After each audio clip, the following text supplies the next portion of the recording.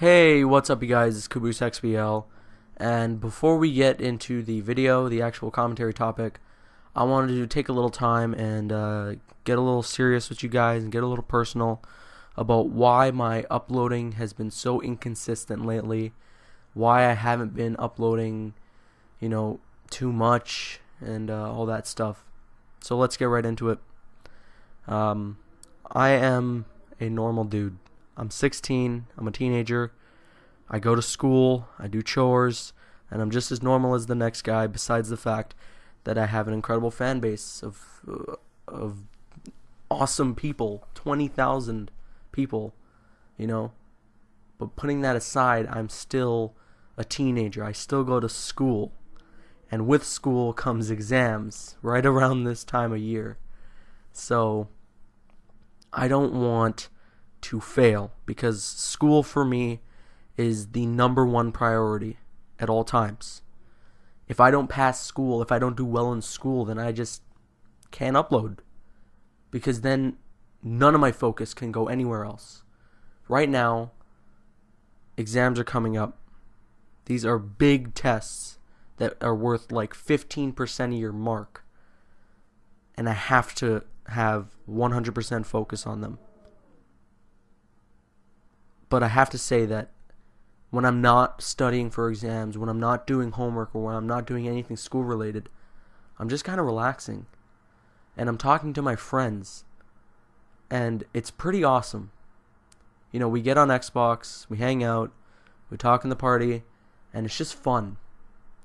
And with that said, YouTube slowly started becoming very stressful. The thought that, when I get home, I can't just sit down and relax. I gotta go all over the internet, think of a commentary topic, make a video, get my tags, make a thumbnail, upload, keep track of all the comments, which I don't mind doing. I don't mind doing that. But I do that when I feel necessary to. When I don't have any other big priorities, I do that. So I don't want to make YouTube a job. I don't want to make YouTube something that's very stressful for me. I don't want to have to stick to my normal scheduled upload of one video a day or one video every other day just because, I demand myself to. I kind of enjoy sitting back and not worrying about uploading so much. As self-centered as that may sound, and I don't want it to. I love my fans. I love my YouTube channel. But it's my hobby. It is not my job. The uploading will come back to normal. I promise you that. So to those who are upset or are unsubscribing or things like that, while I don't encourage you to do so, I can understand if you do. Because I've been there. I've watched a YouTuber who just doesn't upload anymore, or just was inconsistent for like a week, and I was just like, forget that, I'm not going to stay subscribed. And I understand, but I encourage you to stay subscribed, because the videos will come back to normal in no time. The Expanded Story DLC is coming soon, and when it does, you're going to see a shitload of videos on this channel. I'm sorry if you guys are upset once again, but I really do hope you understand my situation here. I'm Caboose XBL, and enjoy the video.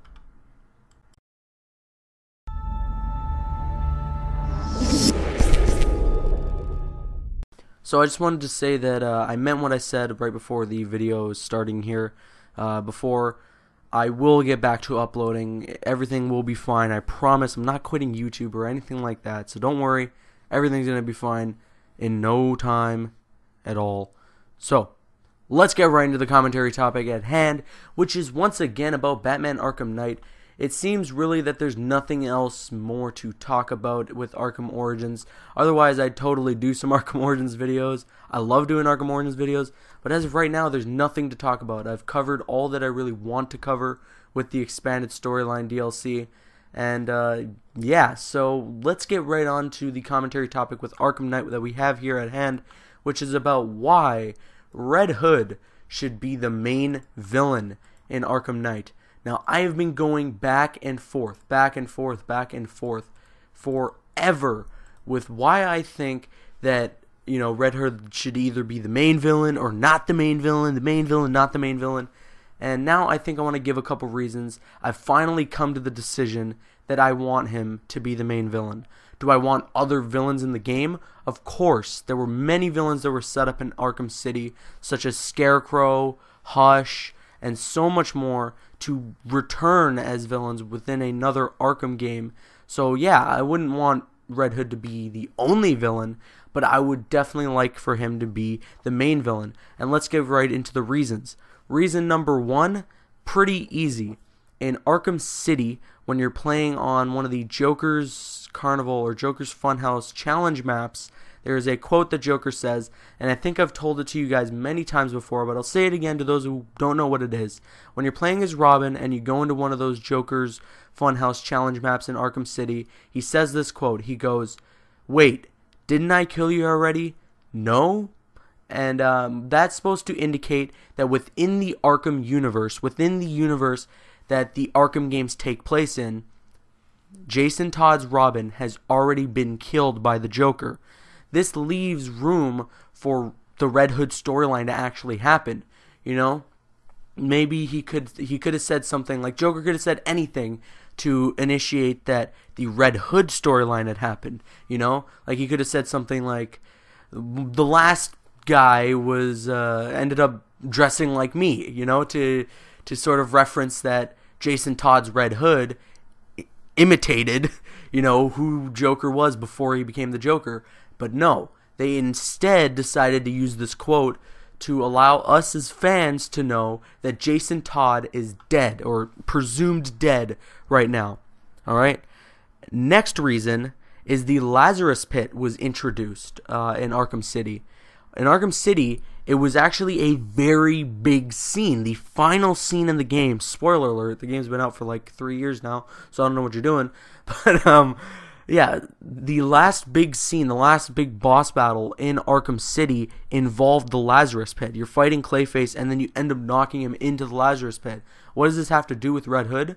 Well, that's how he comes back. That's how, after he is killed by the Joker, he comes back. Because I believe it is Talia al Ghul who, you know, takes him out there and brings him back to life.